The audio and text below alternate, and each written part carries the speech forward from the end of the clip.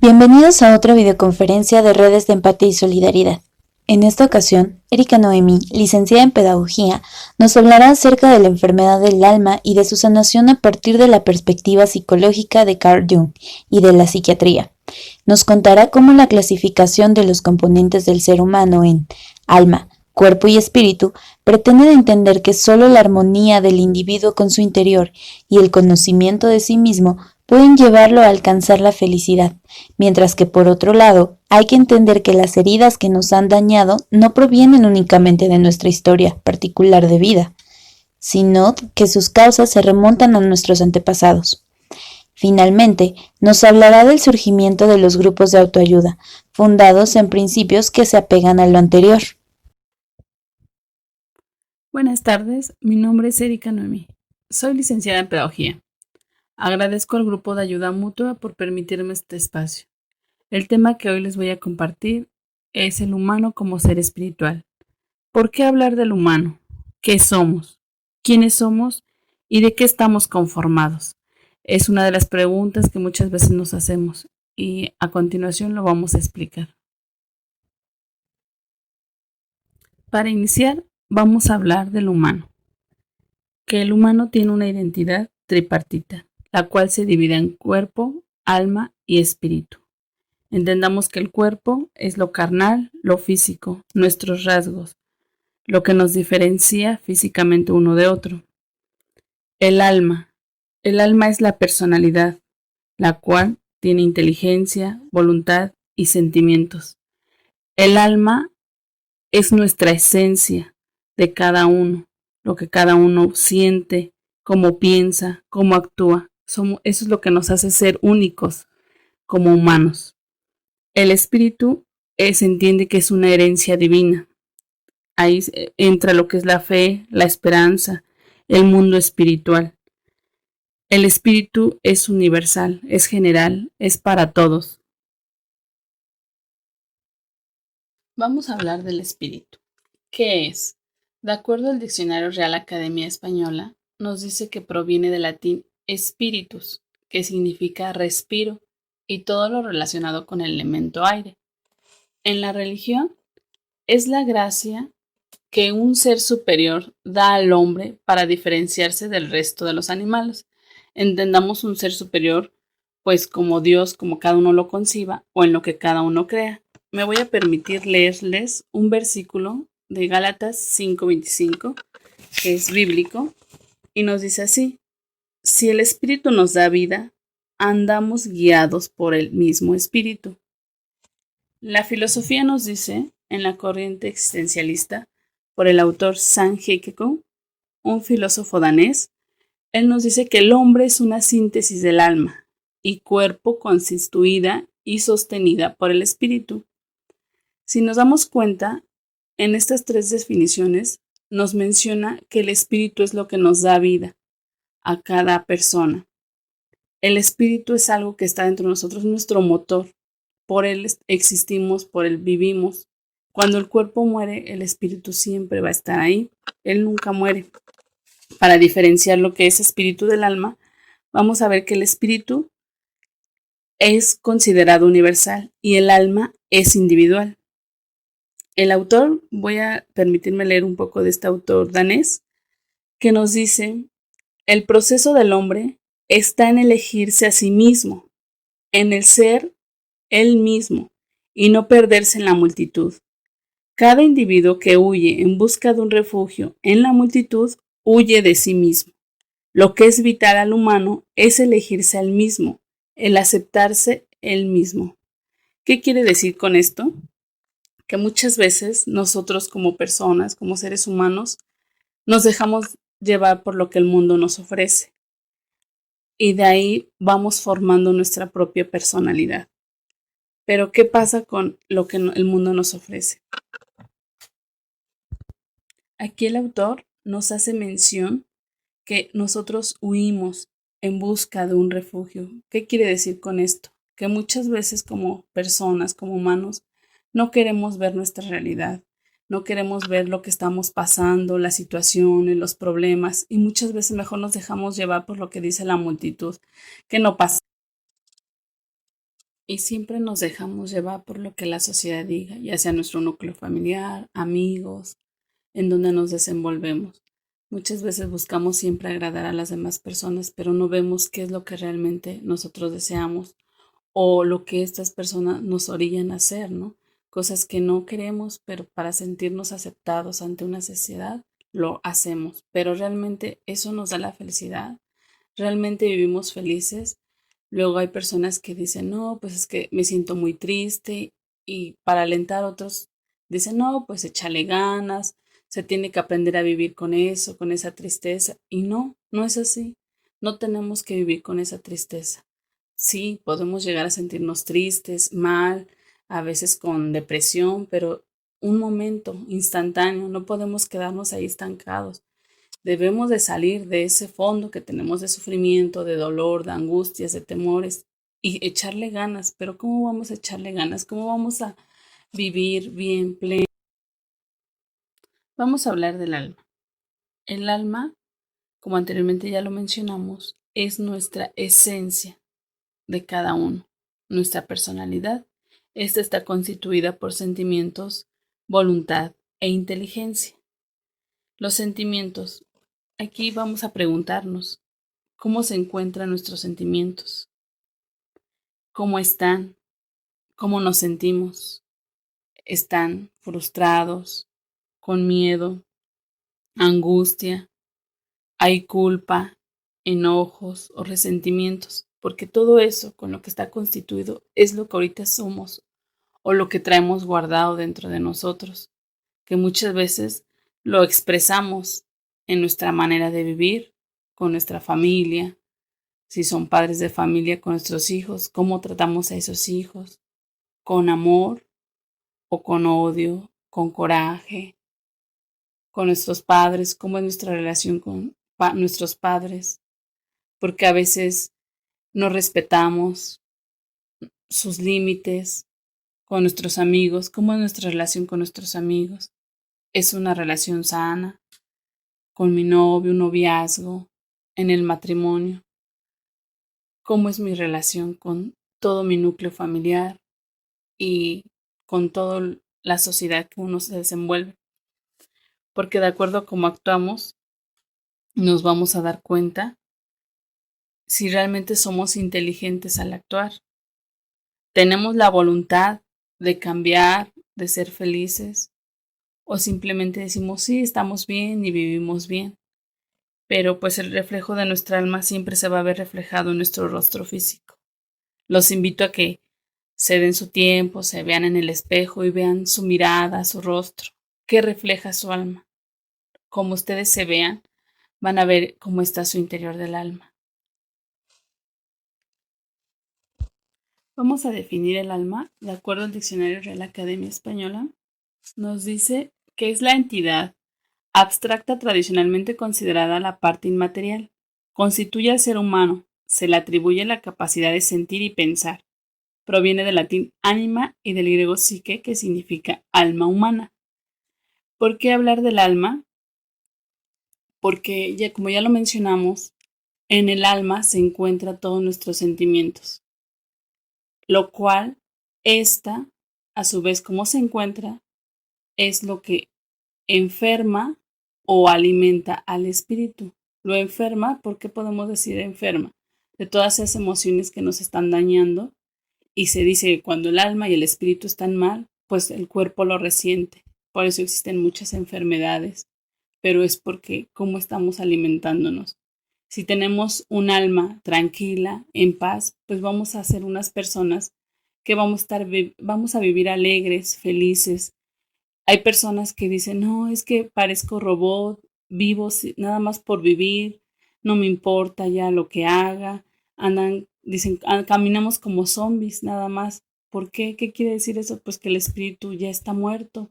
Tenemos un espíritu muerto porque lo hemos dañado con todos estos sentimientos de miedo, lo que ya mencionábamos anteriormente.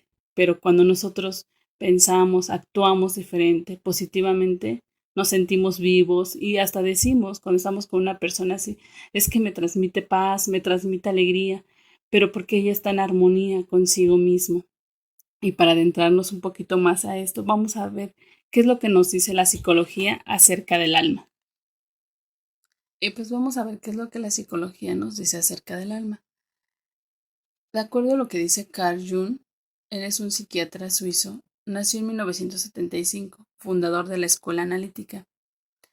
Él trabajó junto con Freud en lo que es el psicoanálisis. Recordemos que Freud pues hizo un poco más sus trabajos, se iba a que las relaciones del ser humano o cómo se desenvolviera de acuerdo, lo enfocaba más a un aspecto sexual, lo cual a Jung pues no le pareció tanto. Él decía que el alma, él habla un poco más del alma, que está constituida de una mente individual y una mente colectiva. Profundizó más en eso, entonces fue como cada uno tomó caminos diferentes para trabajar. Jung se enfocó más en lo que es la psiquiatría. También el psicoanalista Erickson, él nos menciona en su psicología del desarrollo de la persona cómo uno desde pequeño hasta que uno muere, va adquiriendo esa confianza, esa autonomía, la iniciativa a muchas cosas. Él nos menciona 8 etapas de desarrollo. En esas 8 etapas, el hombre va adquiriendo su personalidad, pero estas 8 etapas se van fortaleciendo o debilitando de acuerdo en la sociedad que nos desenvolvemos, como ya lo mencionamos anteriormente. Todo lo que nuestra sociedad nos manifiesta a nosotros emocionalmente es lo que nosotros vamos a transmitir o lo que nosotros somos como persona. Ahí vamos a ir desarrollando nuestra personalidad. De nosotros va a depender ahora el cambiar. Si seguimos con actitudes de miedos, de inseguridades, de desconfianza, necesitamos reconocer en dónde está la falla, en dónde nos dañaron, nos lastimaron, para empezar a hacer un cambio en nosotros mismos, empezar a transformarnos y empezar a romper esas cadenas, porque eso que nosotros somos, el día de mañana, cuando formes una familia o si ya la tienes y sigues causando esos mismos daños o no quieres causar esos daños, es necesario detectar dónde está el problema para terminar con eso. ¿Cómo vamos a terminar con eso? Pues analizándonos y empezar a reflexionar en qué estamos mal, qué nos dañó, qué nos lastimó y reconocerlo y aceptarlo, que es lo más difícil. Aceptar ese dolor y enfrentarlo. El parar y decir yo no voy a ser igual, no voy a seguir lastimando, no voy a seguir dañando. Se dice fácil, pero pues es una tarea de trabajo, de esfuerzo, de dedicación con uno mismo para poder vivir una vida plena, feliz, que nos sentamos autorrealizados. Aquí voy a mencionarles acerca de la pirámide de Maslow. Él también nos hablaba de llegar a una autorrealización. Pero ¿cómo vamos a llegar a esa autorrealización? Pues tenemos que satisfacer ciertas necesidades, pero para satisfacerlas hay prioridades. La primera sería lo físico, físicamente qué necesitamos, qué nos hace falta, el comer bien, el alimentarnos, el ejercicio, estar bien con nuestro cuerpo.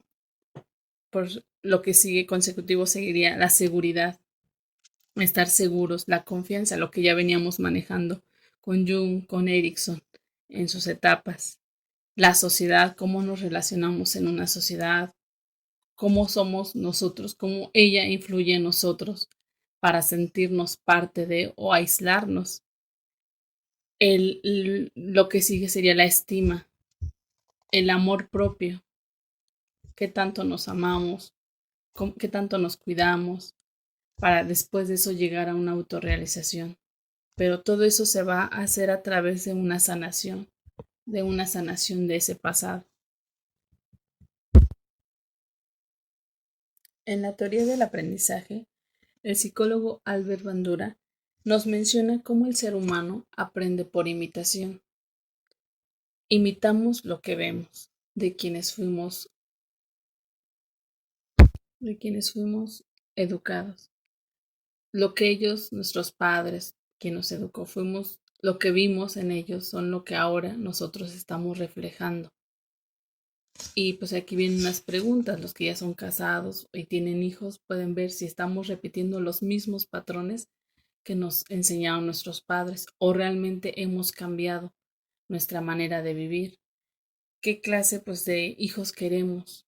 ¿Unos hijos felices o unos hijos alcohólicos, depresivos, neuróticos? Porque todo lo que nosotros hacemos es lo que nuestros hijos hacen. Muchas veces dicen, pues haz lo que yo te digo, no lo que yo hago, pero es más fácil hacer lo que vemos que lo que nos dicen. Precisamente este psicólogo nos dice, aprendemos por imitación. Somos lo que nuestro pasado, nuestros familiares, nuestro núcleo, nuestro entorno, es lo que nos está formando nuestra personalidad. Y vamos a enfocarnos en lo que nos dice Jung de la mente individual y colectiva. Vamos a diferenciar una de otra.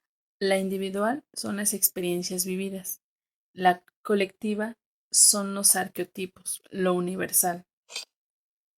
Nos dice aquí Jung que en la mente colectiva dice, a pesar de que somos hombres de nuestra propia vida personal, somos también por otra parte en gran medida representantes, víctimas y promotores de un espíritu colectivo, cuya vida equivale a siglos. ¿Qué quiere decir con esto? Nuestra mente colectiva es todo aquello que nos precede desde siglos atrás. Esto y que hasta la actualidad se sigue llevando a cabo. Puede ser el casarse, el formar una familia, el creer en un Dios. Todo eso es lo universal. Esa es la mente colectiva. Y la mente individual, que es donde nos vamos a centrar, es las experiencias que uno mismo vive en nuestro interior. Y vamos a irnos desde el seno materno, desde el momento en que fuimos concebidos. Desde ahí ya traemos experiencias. A veces muchas personas dicen, no, pues cuando uno está en el vientre, pues no siente nada, todavía no piensa, pero no es así. Desde el momento en que uno es concebido, ya sentimos, ya traemos emociones. Pero ¿qué emociones podemos traer? Son todas aquellas que nuestros padres o nuestra madre nos transmite. Nos transmite lo que ella siente. Si en el momento en que ella se enteró que estaba embarazada y sintió miedo, ese miedo ya lo traemos desde ahí, desde el vientre. Si la mamá en ese momento cuando se enteró se puso feliz, pues nos transmitió esa alegría, esa felicidad. Desde ese momento a lo que somos ahorita, ya traemos tantas experiencias de rechazo, de culpa, de frustraciones, de orgullo, de egoísmo. ¿Por qué de egoísmo? Porque cuando un ser se va constituyendo, está en el seno materno, va creciendo, se encuentra en un ambiente pues agradable o puede ser triste. No sabemos lo que viva en ese momento la madre, pero viene un estado de egoísmo cuando este ser pues se da cuenta que empieza a crecer, ya el espacio ya es muy incómodo para él. Muchas veces las mamás dicen, ay, es que siento pataditas, siento que me golpeó y está jugando conmigo, pero realmente vamos a ver si es un juego, si está jugando el bebé o siente frustraciones, o siente ira, o siente miedo. Y eso nosotros pues nos vamos a dar cuenta de cómo actuamos en estos momentos, cómo son nuestras acciones, si tenemos miedos, envidias, si no vivimos felices. Desde ahí, desde el seno materno, vienen muchas de nuestras raíces del cómo somos ahora. Y si le añadimos que en un ambiente familiar, ya cuando el niño nace, el ambiente es disfuncional o el niño no vive con su padre o madre, muchos dicen, no, pues sí, salimos adelante, sí, sí salimos adelante, pero ¿cómo están los sentimientos de esa alma, de esa persona? ¿Cómo, cómo viven con ese rechazo de esa sociedad en donde se desenvolvió? Porque ahora muchos dicen, ay, es que, pues a mí me gusta beber mucho, pero el beber, el tomar, el drogarse son consecuencias solamente de lo que traemos en nuestras emociones. El problema a lo mejor no es tomar, no es drogarse, el problema es lo que traemos adentro, que no lo queremos ver, no lo queremos reconocer. ¿Y qué es lo que nos está dañando? ¿Qué es lo que nos está lastimando ese espíritu? Entonces, ya vimos que nuestro problema pues es emocional, ¿no? El cómo actuamos ahorita ante la sociedad. Hay personas que pues dicen, no, pues es que yo tengo mi matrimonio bien, mi esposo no fuma, no toma, no se droga, es un buen padre, pero aún así no vivo feliz, aún así siento que me falta algo, siempre estoy peleando, estoy enojada, siempre estoy de neurótica con mis hijos, vivo estresada y no entiendo por qué.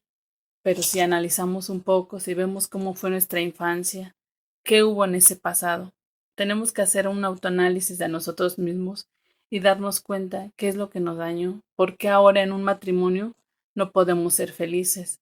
Si la pareja no nos da motivos, a lo mejor de celos, y la esposa es celosísima, pues ¿qué es lo que está pasando entonces? Entonces ahí es momento de reflexionar y analizar, ver cómo es mi madre o cómo es la persona que me crió, que me educó, en qué momento yo empecé a sentir esas inseguridades, qué fue lo que me lastimó, que ahora no me deja trascender, o hay personas que dicen, no, pues es que yo no creo en el amor, pero ¿por qué no creer en el amor?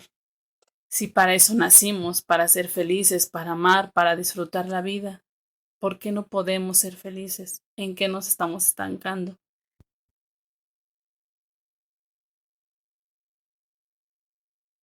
Retomando nuevamente a Jung, él nos dice que el yo era algo imperfecto y lo que buscaba era la evolución del yo al ser, o sea, nosotros mismos, la totalidad del desarrollo psíquico humano. Para llegar a este self, Jung proponía vencer los complejos que poseemos, los cuales eran de origen de toda perturbación mental. Lo que ya mencionamos, todos esos complejos que tenemos de un pasado, de una infancia, es lo que tenemos que superar, que sanar para trascender espiritualmente, para trascender y evolucionar, transformarnos, porque eso que dicen, no, pues es normal, como vives, todo lo que tienes es normal, porque así la sociedad nos los ha enseñado, que el tomar, el drogarse, el fumar, el alcoholizarse es normal, pero realmente eso es lo que la sociedad nos muestra, pero tenemos que cambiar esas actitudes para poder realmente vivir una vida plena y feliz. ¿Y cómo vamos a evolucionar? ¿Cómo vamos a transformarnos? El psiquiatra y escritor Brian Weiss, en su libro A través del tiempo, nos dice, la finalidad de mi vida es transformar el miedo en amor y sabiduría. Atrapados en la rutina diaria, nos dejamos dominar por las preocupaciones y la ansiedad, tan interesados por nuestra posición social, apariencia física y lo que otros piensan de nosotros que olvidamos nuestro ser espiritual, nuestra verdad absoluta, nuestro poder interior. Todos somos seres divinos. Aquí nos damos cuenta que otro psiquiatra nos habla de un ser espiritual. La religión, como ejemplo la judeocristiana, nos habla de que somos seres espirituales. En la filosofía ya mencionamos, también nos menciona que tenemos un ser espiritual, que estamos constituidos por cuerpo, alma y espíritu. Y en la psiquiatría, en la psicología, nos vuelven a mencionar ese ser espiritual.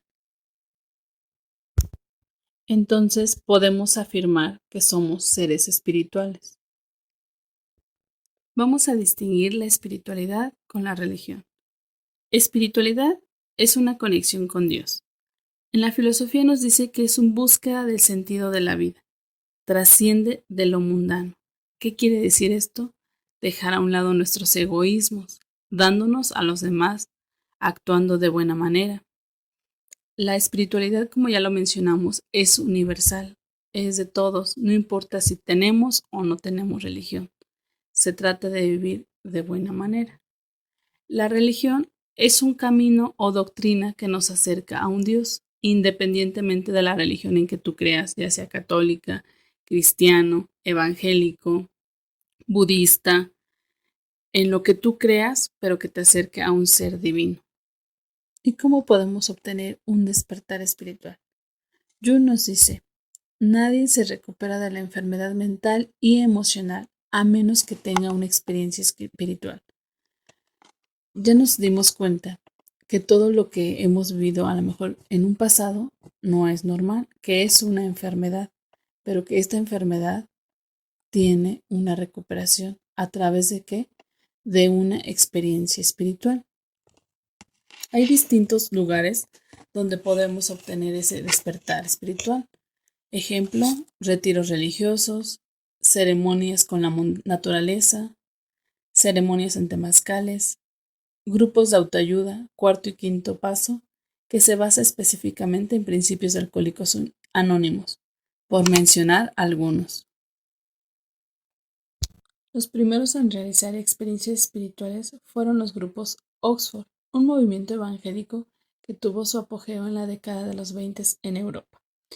Estos se basaban en los principios de autoanálisis, confesión, reparación y necesidad de darse a uno mismo sirviendo a otros, insistiendo energéticamente en el valor de la meditación y la oración.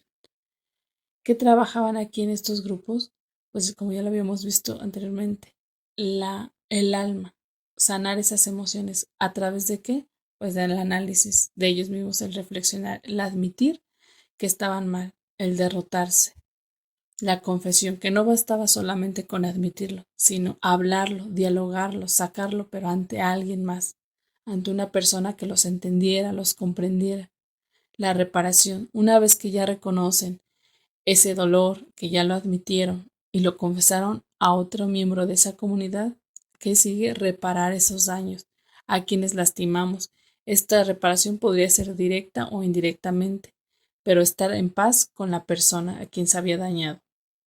La necesidad de darse a uno mismo sirviendo a otros, no quedarse solamente con eso, ya me liberé, estoy bien y tan no, sino era seguir dándose a los demás. Ya me ayudaron, ahora que sigue. Vienen más, se acercan miembros de otros lados que vienen enfermos con estas mismas enfermedades emocionales, del alcoholismo, drogadicción. Entonces, dar mi testimonio, ayudarlos, que sí se puede. Eso era el trabajo en ese movimiento, porque solamente así podía haber una recuperación y una sanación.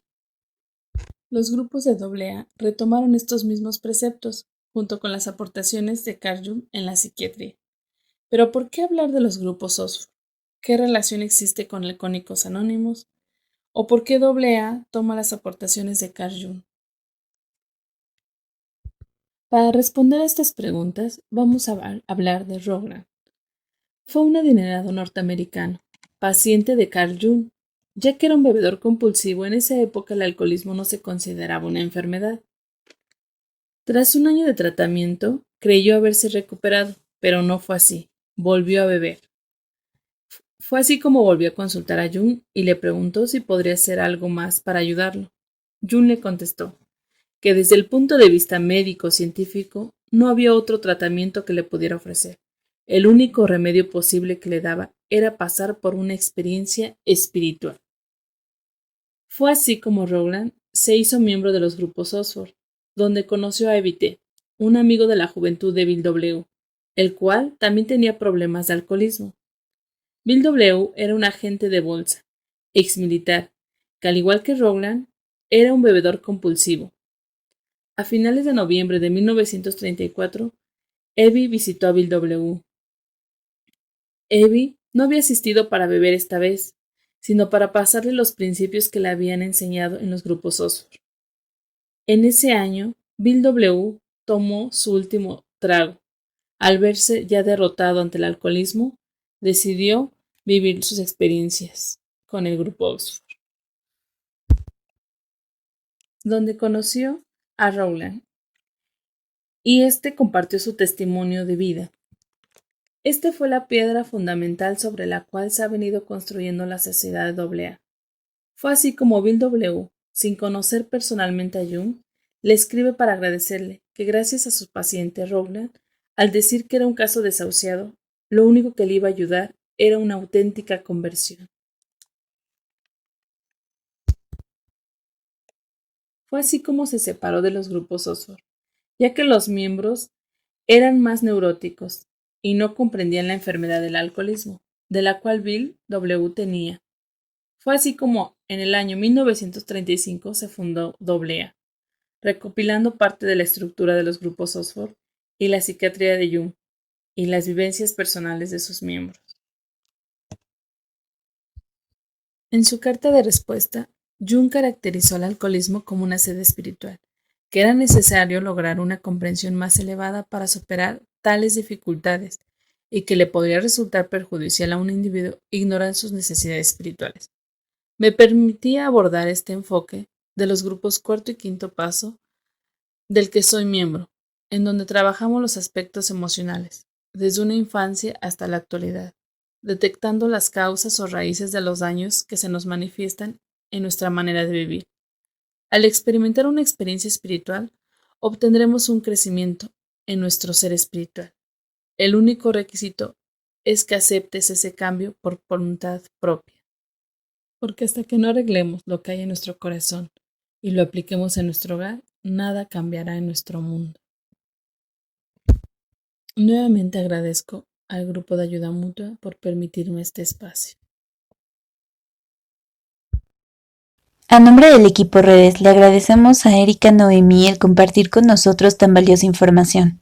Por lo que hemos escuchado, podemos darnos cuenta de que los seres humanos, si bien somos únicos en nuestros rasgos individuales, poseemos todos una naturaleza común que, por lo mismo, nos confiere también un propósito común, la felicidad.